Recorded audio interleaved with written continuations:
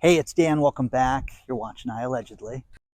And got a good one for you today because I'm out at Central Park. It's a beautiful morning, but I want to talk to you how banks are not your friends.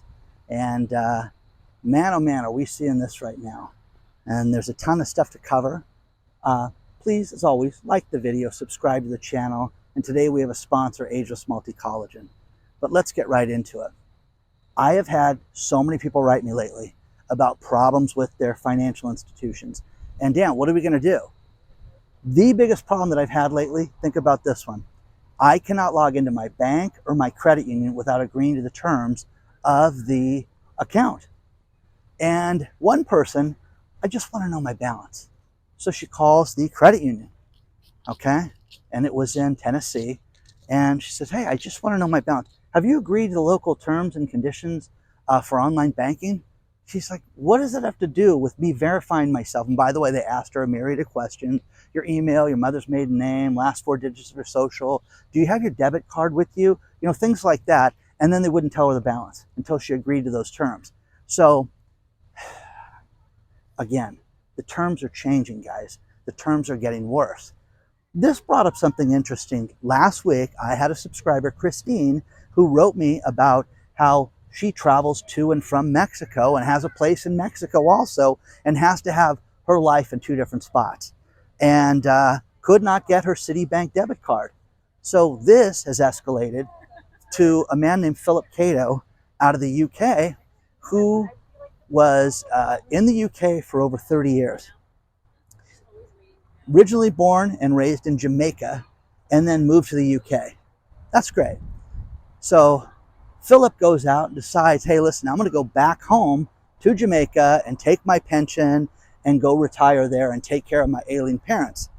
So him and his wife pack up and go to Jamaica and tries to transfer his pension to a Jamaican bank. Like, no. By the way, if you are outside the country, outside the UK, you have to agree to these terms and you have 6 months to make a change. So because he had moved, he did not get the notifications from the bank for 90 days. So it made the window very small. Now, this guy's 92 years old. So, you know, his pension is his life. His pension is all the money he has. In the UK, he's got health care. He's got everything set up, but he wanted to go take care of his family. Now, this guy's got older relatives. He's 92. So that floored me in its sense there. But him and his wife moved to the UK, and his wife is upset. And there's been, you know, basically £3,000 that have been withheld from this guy, and that's all his retirement money. So NatWest Bank goes out and they're like, listen, we're going to limit the number of bank accounts outside of our country. That's our prerogative to do that. Oh, okay. Well, wouldn't you make it easier for somebody that's not doing anything nefarious? It's nothing political. It's not that, you know, Mr. Cato was doing anything, you know, wrong in any way, shape, or form. He was just a retired guy who had, you know, given 30 years of his life to the UK. This is happening here, guys, as well. So what we're seeing is more bank accounts closed, and we're seeing no reason given for this. But if you don't agree to our terms and conditions, you're shut off right now. Now, Mr. Cato ended up having to hire a family friend, an attorney, to go out. And as of the writing of the story from 2 days ago, that was just sent to me, it still hadn't been resolved yet successfully. So this poor guy is without all this money. So this is the nature preserve over here at the park. Finally got it open again. It's kind of nice. Nice place to walk. But this is just the beginning of this, guys, when it comes to banking with this, because the banks are not our friends. And Mr. Cato is a perfect example of this. And I am telling you, I have people ask me lately about 2 things. They ask me about, you know, the relationship with banks, and they ask me about the collagen stuff all the time. Okay, so which I'll talk to you guys about a little bit later. But the point is that right now, guys, you have to have multiple banks right now, and not that this guy was running a business, but you have to have plans on in case they shut your bank down. I had a relative come to me in the last couple of days and say, what happens if I get shut down? I go, you're done. Let's talk about our sponsor, Ageless Multi-Collagen. You know, I have been taking this product for over 3 months now, and it is absolutely amazing. Collagen is something that's absolutely essential for us to maintain good hair health, skin health, nail health. But I was amazed when I learned that in our 20s we have a ton of collagen. The older we get, like in our 50s, we have 20% of the collagen in our bodies, and you need to take a supplement like this. But for me, it's made a huge difference. It has helped me with my hair health, nail health, especially my joint pain. I'm running every day again, and it has just made all the difference in the world. If you go to healthwithdan.com, you can save 51%. This is from the good people at BioTrust. They have shipped over 15 million products for people, but they're absolutely amazing. And I've had so many people walk up to me lately and they're saying, hey, how's that collagen? Is that something I should get? And I tell them the same thing. It's made such a huge difference for me, but you guys should get this. Take a look at this. It's incredibly inexpensive, but it is 5 different types of collagen from 4 premium sources, and it's absolutely amazing. BioTrust is a fantastic company, but look at healthwithdan.com and see how you can save 51% off their regular price. Again, guys, I've taken this for 3 months now. I will never stop taking it.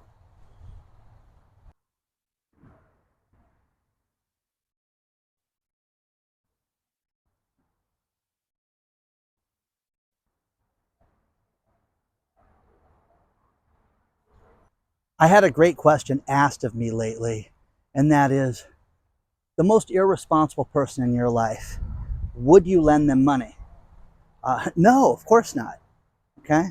One thing that's fascinating is that we all have people in our lives that are just bad risks. They don't keep their word. They don't follow through. Oh, this is my new opportunity. I'm going to get rich. And then they fall short on everything they do. Their personal relationships, their relationships to family, friendships, everything. And they may, do bad things, drinking or other things that they shouldn't be doing. Okay. Well, banks right now do something that's called fractional lending. Fractional banking is something that is, you put your money in the bank and you sit there and you think, okay, my deposit is there. It's not there, okay? Basically, based on the size of a bank, they have to maintain a certain percentage in their coffers to protect themselves. That percentage has gone down an absolute ton. It's at the lowest level since the Great Depression, okay? Now, just going to give you some round figures. It used to be that you had to maintain 30%. Oh gosh, even that seems kind of low, Dan. Well, how about this? If you had assets over that were just under $15 million with your bank, you had to maintain basically 3% of the banking. Okay, well, gosh, that's ridiculous, okay? When the amount went to as high as $100 million, there were different categories that you had to get to and maintain. Now, think about this.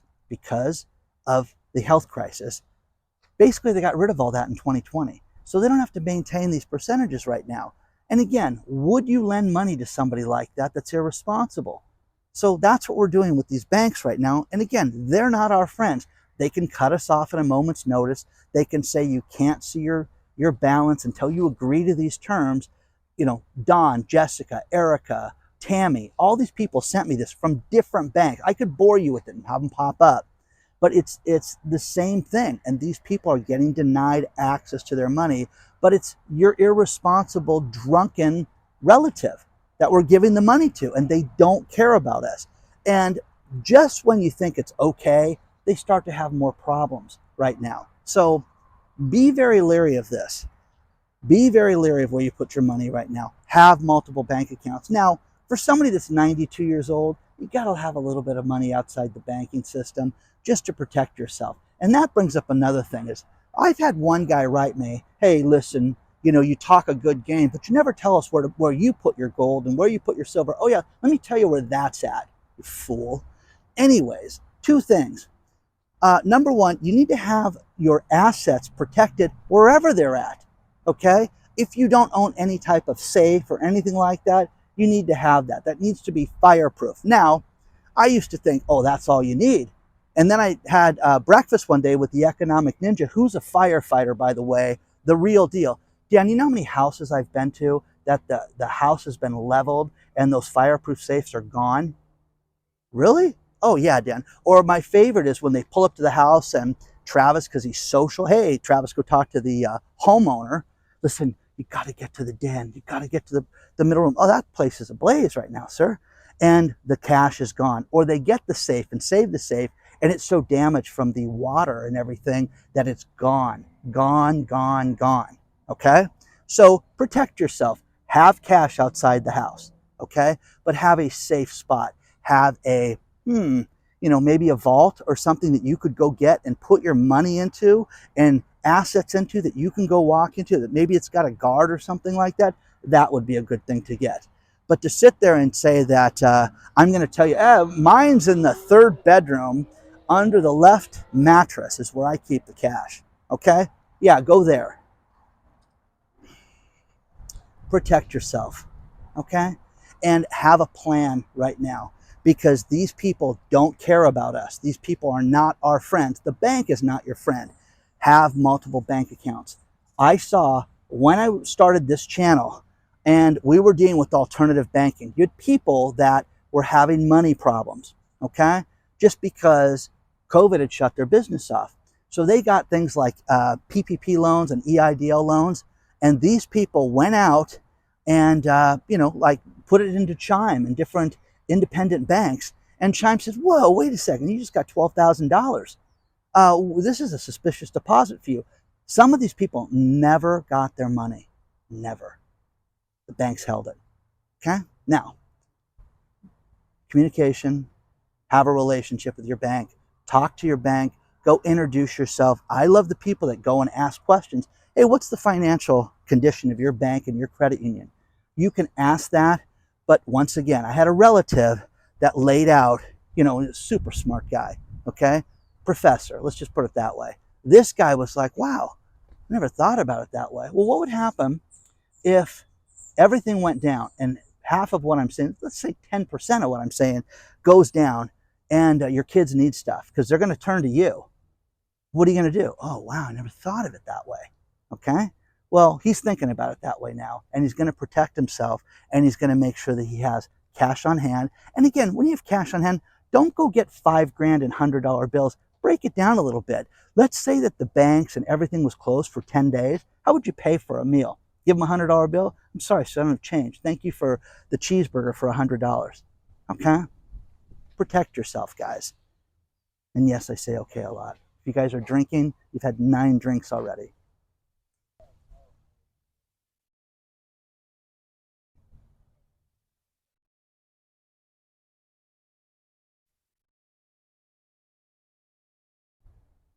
Now think about this, because the absurdity doesn't end when it comes to money and our economy and everything. There are 24 states right now that are testing $200 million worth of UBI, Universal Basic Income. 24 states. There's such a large number. I mean, I could read them to you, but Alabama, Arizona, Colorado, Florida, Georgia, on and on and on. Okay, just South Carolina, Texas, Virginia, Washington. It's absurd, guys. The idea of rewarding people to do nothing is going to destroy the world. You're going to have a much bigger disparity of rich and poor. That's just going to happen. But it's really weird. People are, with no incentive to make more money, people will sit there and go, okay, I get $1,000 a month. Can I live on $1,000 a month? And you can sit around, and most of us will say, no, you can't do anything with $1,000. But there are people that are trying to do that right now. So that's happening, guys, left and right, that they're trying to add all this money. But this is going to only get worse, because this is being given out to people right now. And, I did a lot of grant proposals, a grant help, and help people get money to save their businesses and to get people through the health crisis. And a lot of these people really thrived as a result of this. But man, oh man, it's like this little sitting area I found. It's kind of cool. Man, oh man, is it just, you either use money as a tool. You sit there and say, okay, this is going to propel this place to the next level, or it's not going to do that. It's just going to be something that we're just going to use to get by and spend and squander. And that's what most people did with that money. That's the problem. Now, the people with the EIDL loans that have a 30-year payment, they're doomed. They're absolutely doomed.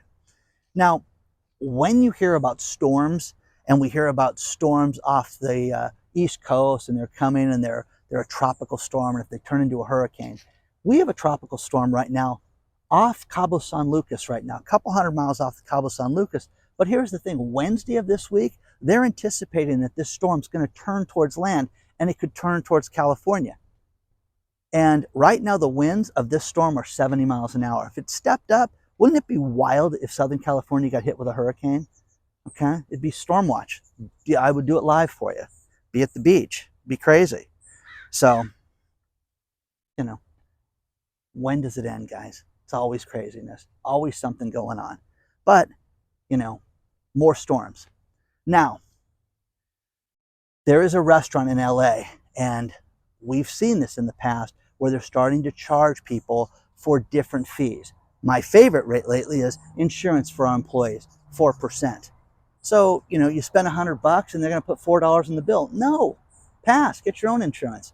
All these restaurants that I've gone into that know me, that, you know, and the last one, I was at the Grove, and one of the waiters recognized me. He goes, do not use my name, but you have to look at this and you have to help us with this, because people get furious. Because what happens is people see this on the bill at the end. There's no sign, there's nothing. You go and you pay your check, and at the end of the check, just like, what is this insurance fee?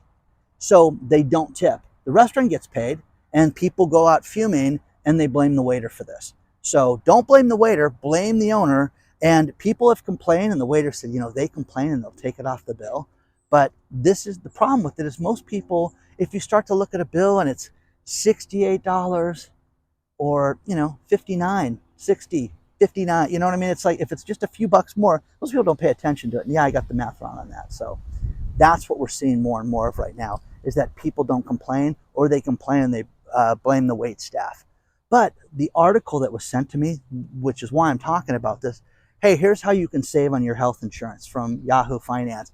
And I'm like, you know, you degenerates at Yahoo Finance, instead of sitting there saying, this is criminal what these restaurants are doing, because I want to see proof now. Because what's going to happen is that somebody's going to sit there and say, I want to see that you use this towards the insurance. Because you know it just goes in their pockets. But here's how you save money on health insurance. Here's how you get free health insurance. And once again, it's like, hey, if you're dead broke and you're destitute, you can get health insurance. Wrong. That's the wrong plan. You got a waiter who's working his brains out.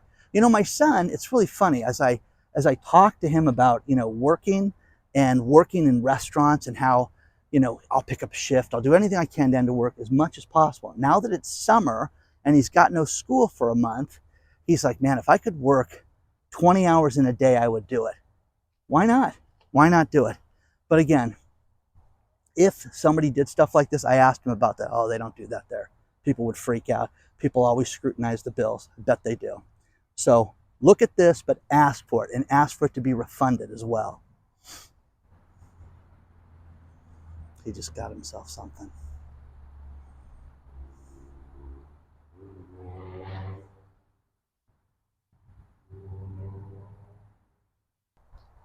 Years ago, I had a business that dealt with Sam's Club, and I had to go back and deal with Walmart corporate. And for those of you that have been to Walmart corporate, it is in Bentonville, Arkansas. There is no airport to Bentonville, Arkansas. You have to fly into Fayetteville, and from Southern California, you don't get a direct flight. You usually fly into Dallas, and then Dallas flies into Fayetteville. One time, flew there, and we were stuck in Dallas on an American Airlines flight for 4 hours. And they were doing something, you know, there was something hydraulic that had to be fixed. Now, people were freaking out. People in my group were upset. And I said, guys, you want to be up in the air and with them not fixing this? Let them just fix it. Now, the thing that was ridiculous was the fact that they would not let us off the plane during that time. Had to sit there and stay in the plane, and they wouldn't give us anything to eat or drink. And man, oh man, I was furious about this. I was calm, but I was furious. And I vowed I'm never going to have this experience again. Well, there's an article below about a woman who was stuck in a United Airlines flight for 7 hours. And people were flipping out and upset. But I'm telling you guys this, I don't care if I fly to Las Vegas and it's a 37-minute flight.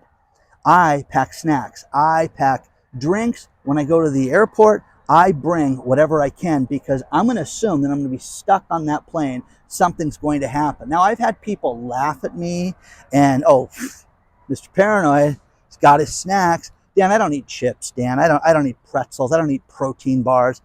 You want to bet if you get stuck, you would eat hay. You'd eat the seat cushion if you could. You would suck the sweat out of a seat cushion because it tastes good, okay? That's what you would do. Trust me, I've seen people so desperate for it as I'm just sitting back, you know, and again, I recently had an hour delay. Okay, have a nice day, okay? I had waters, I had drinks, I was protected, and you should too. Plan on travel, guys. Plan on travel. Look at Neil McCoy Ward. Him and his beautiful wife got robbed the first day of their holiday. And look at this bird, ready to stalk. And absolutely devastating. You need to plan on what do you do if that happens? What do you do if you get stuck someplace? And nobody wants to have these conversations. No one wants to deal with that, but you have to. One thing about the Central Park up here is they have concerts in the park. Isn't this cool, guys? Look at this inflatable stage that they just set up for the band to play in. Isn't that cool? This lake gets an algae that blows on it and then grows on it. It's kind of cool this time of the year when you get to see that. It's funny, I don't have a gold sponsor today, but the second quarter results of central bank buying gold is up an absolute ton right now. Think about this. Turkey, the country, sold a ton of their gold, thousands and thousands of ounces of gold, but there was 387 tons purchased in the second quarter alone by central banks. And it was down 2% from a year ago, but that's still an absolute ton. And it wouldn't have been down if Turkey wouldn't have unloaded everything because they're having financial problems, issues, okay? There's that. Elon Musk steps forward, and I didn't hear this one until I heard the story debunking it, but he's saying, listen, I want to make it clear. We're not going to have an X token. There's not going to be a cryptocurrency for Twitter or for X anytime soon. There's all this talk out there about how this is the big change, and you're going to see all of this. Look at this bird just sitting there stalking its prey. But that's not going to happen. So, it's very interesting how cryptocurrencies were a joke, and now they're kind of mainstream, but you're going to see there's so much talk about different states having their own cryptocurrencies and different municipalities having it, different businesses having it. But X, Twitter, Elon Musk says they're not. And there's still talk about the fight between Elon and Marky Mark. We'll see if that goes down or not. And fascinating. Now, the other thing is Zoom.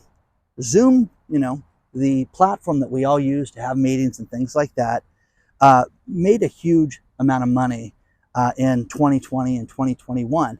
And during their peak, man, oh man, their stock shot up a ton. I remember one night in after hours trading when they announced their numbers that the stock had actually gone up $100 in a day. And that was crazy, guys. If you had options on that, make yourself tens of thousands of dollars, before the market even opened. It was absolutely crazy. But how times have changed right now, because Zoom is telling their workers to come back to the office, and they have to work at least 2 days a week inside the office if you work within 50 hours of the office. So I know so many people that have written me that got jobs like this, and oh my gosh, I'm moving. I know people that moved to different states here from California, Tennessee. Oh, I always want to live in Nashville, Dan. That's where we live now. And the company calls them back in. How about that? What do you do then? So it's interesting how times have changed with Zoom, and Zoom's not doing as well as it did before. And again, having issues like that. There's going to be competitors to Zoom. We're going to see more and more of this. But share your thoughts on this, and let me know, guys, because I think that the get back to work model, you're going to see more and more of that. I'm going to finish this video with these last few stories. And You guys remember when Robinhood, the app came out, stock trading app, everybody made a fortune, it was going to be fantastic. Well, Google jumped on board. Google made a ton of money, and they owned millions of shares of this company. And they just dumped 90% of their stock, and they just have, you know, a few 100,000 shares left of Robinhood. So fascinating. They're done with it as far as they're concerned. Great story out of Australia that there are jobs that are $150,000 a year jobs, and they can't get people to fill these jobs. One thing that was fascinating to me was I met the financial prepper, and he came out and told me how when he left high school and he couldn't afford college, he looked at what he could do to make money, and welding was the best thing. Now the guy runs a very successful company. He's owned a bunch of houses, just a really successful guy, but it was manual labor. And guess what? He's got no student loan debt. Oh, and by the way, he has no degree either. These jobs are $150,000 in the mining space. The point is that if you just think of this as Australia, there are jobs out there that people can do that pay really well, and they cannot get people to fill those jobs. Absolutely crazy. So, final story. And this one, I'm going to, you know, I bet you this happens a lot more than we think it does. Wendy's restaurant. We've all been there, okay? Just outside of Philadelphia, a woman in Pennsylvania, she's a manager, former manager at Wendy's. She created a fake employee. Her name was Linda Johnson. Linda Johnson created William Bright. William Bright was the greatest employee that ever worked at that restaurant. He did almost 200 shifts, showed up on time, clocked in on time, clocked out on time, and was there for every single shift. Only problem was he did not exist. And what Miss Johnson did was she went out and she had this guy's checks deposited into her Cash App account. They did an accounting and figured out that she did this. Isn't that wild, guys? Think about that. This woman invents a guy, okay? And I'll bet that this happens all the time. We just heard about a municipality, you know, collecting tax receipts that were paying child support and buying stuff on Amazon. You don't think people are doing this left and right? You know, think about the restaurants. My son works at a restaurant. How many people work there? Oh, almost 200. You know what I mean? Not that they're doing that there, but think about this. If you had a Wendy's that has high turnover, William Bright was the employee of the month. Okay, guy showed up all the time to the tune of $20,000. So she's in real trouble. She's going to get charged with a bunch of different stuff. But read that story below. But I bet that this happens a lot more than we think it does. So please don't forget to hit the like button. Please subscribe to the channel. Guys, sign up for the email address. You know, use the link below and get part of that. And emails are going out this week. So onward and upward, guys. I will see you very soon. If you want to get a hold of me, hello@iAllegedly.com. I'll see you guys real soon.